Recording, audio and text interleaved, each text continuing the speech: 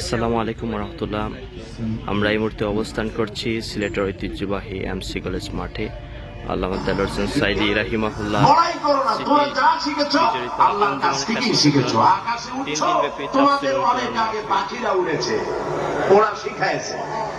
মানুষ তো ভালো বিজ্ঞান শিখতে হয়। চলুন আমার সাথে মৌমাছির কাছে, দেখেন মৌমাছি কত বিজ্ঞান জানে।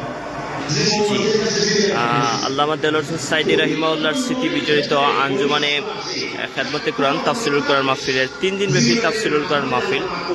আজকে প্রথম দিন বিকাল 3 ঘটিকা থেকে এই তাফসিরুল কোরআন মাহফিল শুরু হবে।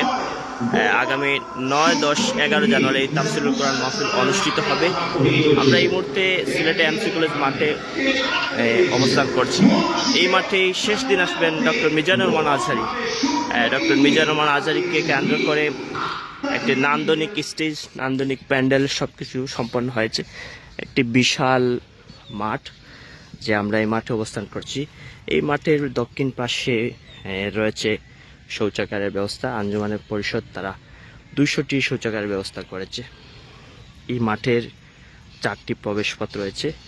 এই পাশে দেখতে পাচ্ছেন একটি প্রবেশপথ, তারপরে এই পাশে আর মেইন প্রবেশপথের সামনে এই পাশে রয়েছে, আর এদিকে একটি প্রবেশপথ রয়েছে।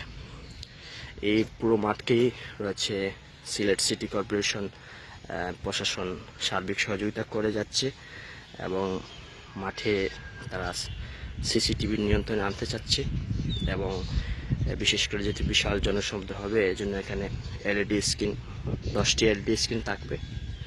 আর বিশেষভাবে এখানে যেহেতু মহিলাদের জন্য কোনো ব্যবস্থা নেই, এই মাঠের এই পাশে টিলাগড়ের এই পাশে রয়েছে একটি প্রবেশপথ, তার দিকে এই পাশে রয়েছে একটি প্রবেশপথ। এই দেখতে পাচ্ছেন পুরো বিশাল মাঠ।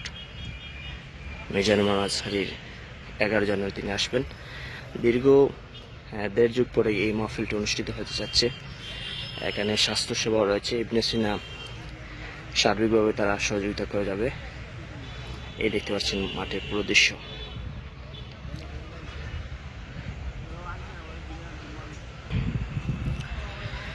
সর্বশেষ পরিস্থিতি আপনাদেরকে জানিয়ে দিলাম যে আজ বিকাল 3 ঘটিকা থেকে শুরু হবে। প্রথম দিন তাফসীর পেশ করবেন আব্দুল আলামিন এবং টেকেরহাটের পীর সাহেব কামরুল ইসলাম সাইদ আনসারী।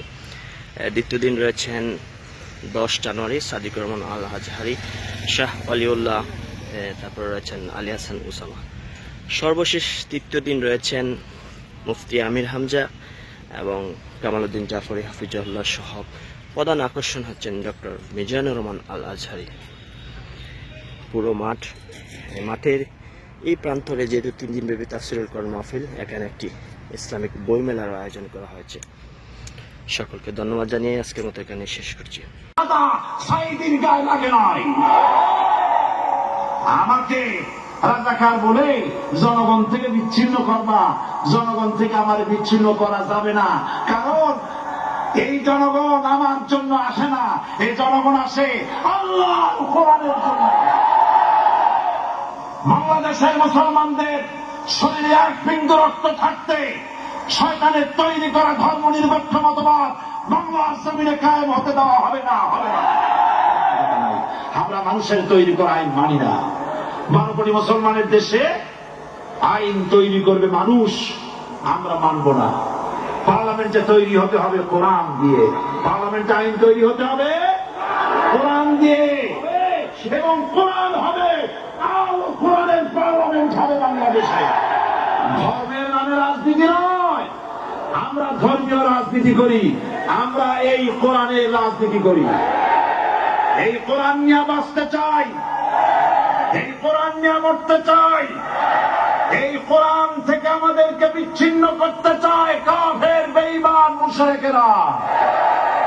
ও আমার জাতি, কোরআন থেকে যারা বিচ্ছিন্ন করতে চায়, তোমরা কি তাদের বিরুদ্ধে জিহাদের জন্য প্রস্তুত থাকবে? যারা মানুষের উপরে জুলুম করছো, আলেমদেরকে ধরতেছো, মুসল্লিদেরকে ধরে ধরে জেলে ঢুকাচ্ছ, সময় আসবে এমন ইন্দুরের যত্ন অবমাননা করবার জন্য।